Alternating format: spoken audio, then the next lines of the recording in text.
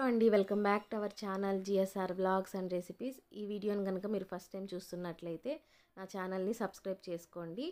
ఈరోజైతే నేను చికెన్ బిర్యానీ బాస్మతి రైస్తో చాలా సింపుల్గా ఎలా చేసుకోవచ్చో చూపిస్తాను, చూసేయండి.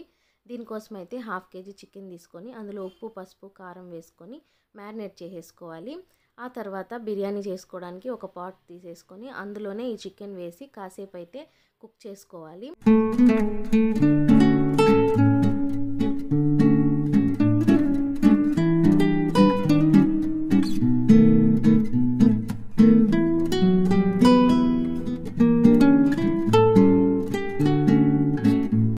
ఈలోపు నేనైతే 1/2 kg చికెన్కి 2 glasses బాస్మతి రైస్ అయితే తీసుకున్నాను. ఇద్దరికి కాబట్టి సరిపోతుంది.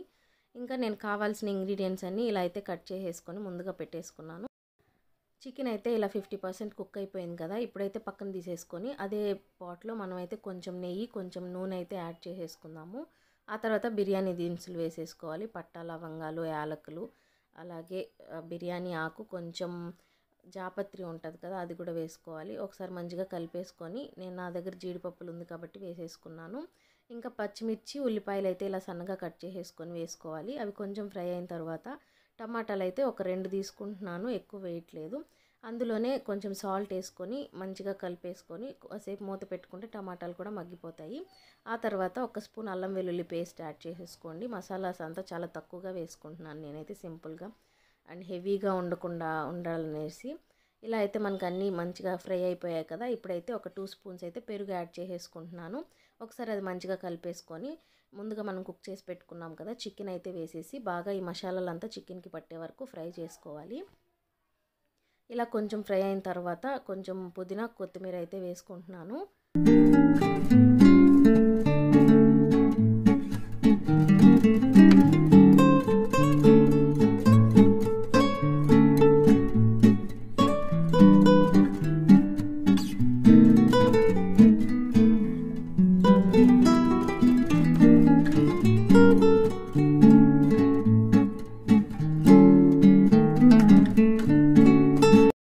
చికెన్కి అయితే మసాలాలంతా బాగా పట్టేశాయి. ఇప్పుడైతే నేను 2 glasses తీసుకున్నాను కదా రైస్, దానికి 2 glasses వాటర్ వేసుకొని ఇంకొంచెం యాడ్ చేసుకున్నాం అంతే అనమాట.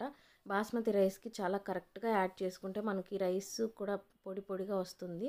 ఇంక ఇలా అయితే వాటర్ కూడా మంచిగా మసులుతున్నాయి కదా. ఇప్పుడైతే నేను నానబెట్టుకున్న బాస్మతి రైస్ అయితే వేసేసుకొని ఒకసారి మంచిగా కలిపేసి సాల్ట్ అది చెక్ చేసుకున్న తర్వాత కొంచెం పుదీనా, కొత్తిమీర పైనే చల్లుకొని కాసేపు అయితే కుక్ చేసుకోవాలి. ఇప్పుడే కలుపుకోవాలన్నమాట మొత్తం బాగా. మళ్ళీ రైస్ కుక్ అయ్యాక కలిపామంటే తునిగిపోతాయి. ఇంకా మళ్ళీ బాస్మతి రైస్తో చేసి కూడా యూజ్ ఉండదు, అంటే నార్మల్గానే చేసుకోవచ్చు కదా అన్నట్లు.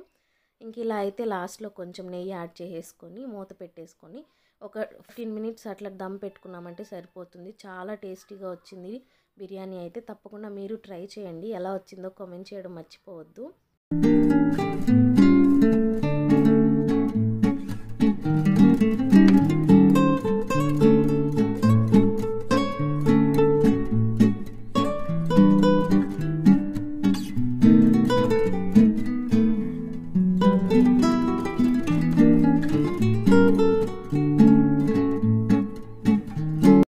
మనం వాటర్ సరిగ్గా యాడ్ చేసుకున్నామంటే మనకి రైస్ అయితే ఇలా పొడి పొడిగా వస్తుందన్నమాట. టేస్ట్ చాలా బాగుంటుంది.